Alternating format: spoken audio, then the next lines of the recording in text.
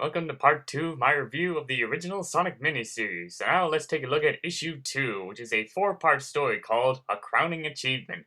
We see Sonic rushing to Sally as she has something important to tell him, and it's not because she went from blonde to brunette. She hands Sonic a chest that contains the Freedom Emeralds that are part of the crowns of Acorn. It used to be her father's, but since he was captured, she decides to wear them and take his place until his freedom. But Sonic finds out that the Freedom Emeralds are gone and suspects that one of the soldiers is a spy.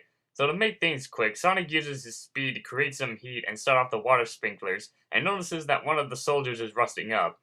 They ask him where the emeralds are, and the robot replies that he has given them to Robotnik and has scattered them to the 4 corners of Mobius, and to make sure they don't retrieve them, he's going to self-destruct, destroying Knothole in the process. Using his speed, Sonic grabs the robot and takes off, but then a kaboom is heard, as it looks like poor Sonic didn't make it. But it's later revealed that Sonic is alive and well, as he was fast enough to get the bomb out of Knothole before it exploded.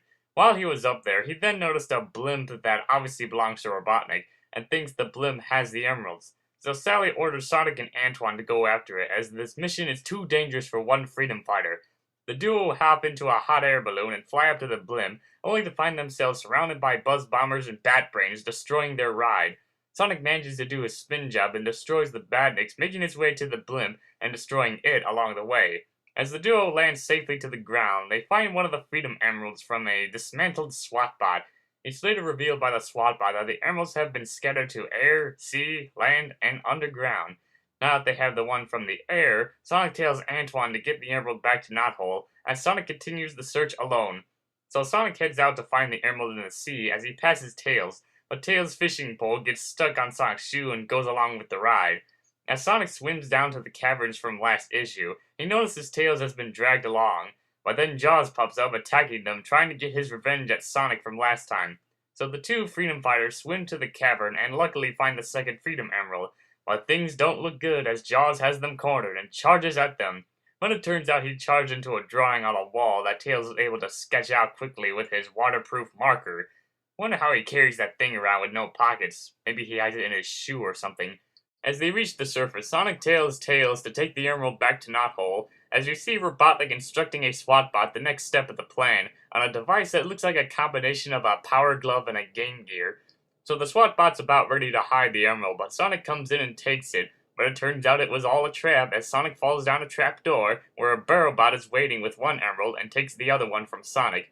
He lunges in for an attack, but Sonic dodges it and runs off, but the barrel bot drills through his way and cuts him off. But Sonic manages to outwit him with his speed and get the emeralds back, now that he has all 4 emeralds. But unfortunately, Sonic finds himself lost after running through the catacombs for hours. Then, Sonic has a sudden epiphany. Using all his strength, Sonic uses his spin move to tunnel his way up, and luckily ends up back at Mobius in Boomer's workshop. Now that the emeralds are back to where they're supposed to be, Sally is crowned and will use their power to defeat Robotnik and save Mobius. And this would be the end, until Robotnik barges in and rants about how he started this whole thing but only made one lousy cameo on a monitor. It's pretty funny seeing Robotnik break the fourth wall. It's very similar to an off-panel in one of the Sonic Universe issues where Eggman Nega, aka Dr. Nega, rants about how he started the story for Treasure Team Tango, but Sega is too stubborn to give him an official appearance in the comics. Anyway, on to issue 3, the last issue in the original miniseries. The first story starts off with Sonic being courted by some crabmeats, as Robotnik swoops down attacking Sonic, sending him to his doom. As Sonic crashes, he gets back up feeling dizzy, only to fall back down again and pass out, as we begin Sonic Flashback, or what if Sonic and Robotnik were kids together, as we see Sonic destroying some crabmeats, and Robotnik swears he'll roboticize Sonic one day, and also mentions his Uncle Chuck. Sonic and Robotnik both remember how Chuck was the reason for their origins, as we jump to a flashback of Chuck being an inventor, making some power rings. We see a young Sonic running up to Chuck, telling him that Robotnik is being mean as usual. But Chuck tells Sonic that he's helping Robotnik get used to being here, as he came from a broken down home, and with that said, we see Robotnik as a young boy building mechanical toy soldiers, and he still looks ugly as he is now. As Sonic and Robotnik can never see eye to eye, Sonic speeds off to practice his running, hoping to become the fastest thing on Mobius. As Chuck is putting away the tractor, Robotnik continues ordering his mechanical toys to do as he says, but then the tractor goes haywire and crashes right into Robotnik, leaving them out cold.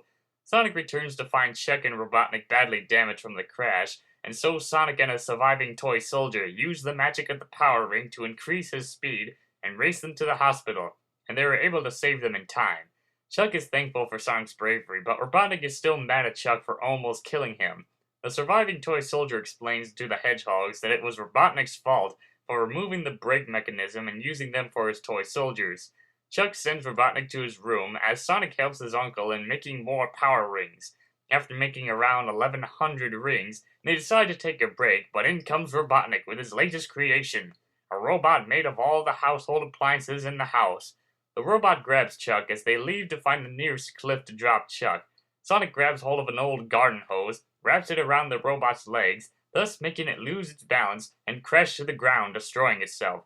Robotnik then runs away as we see Sonic wake up from his fall as the chase begins once again with Robotnik. In the second story, Why Ask Spy, Sonic is called in by Sally only to find out that Boomer, or Rotor, has been turned into a robot. But it turns out it was just a fake, as Rotor explains that it was just a pair of clip-on jaws and a pair of swirling contacts. And so they decide to try it on Sonic and test it out if it works. And it does, as it fools Tails in thinking Sonic's a robot, and manages to fool Robotnik as well. But Robotnik is still not convinced and demands that Robot Sonic to tell him where the location of Knothole is. Sonic is in hot water when suddenly an alarm is sprung as something is wrong with the crab meat compound. So Sonic heads over there to see Sally and Antoine are waiting. Sonic slows down but stops too fast and sends his snap-on jaws at Antoine. My, what an unfortunate accident. Sonic confirms that he fooled Robotnik as they continue with their plan, blow up the crab meat factory. As Sonic walks in, he's surprised seeing his Uncle Chuck there, who has been roboticized, even though he still looks like he's been hypnotized.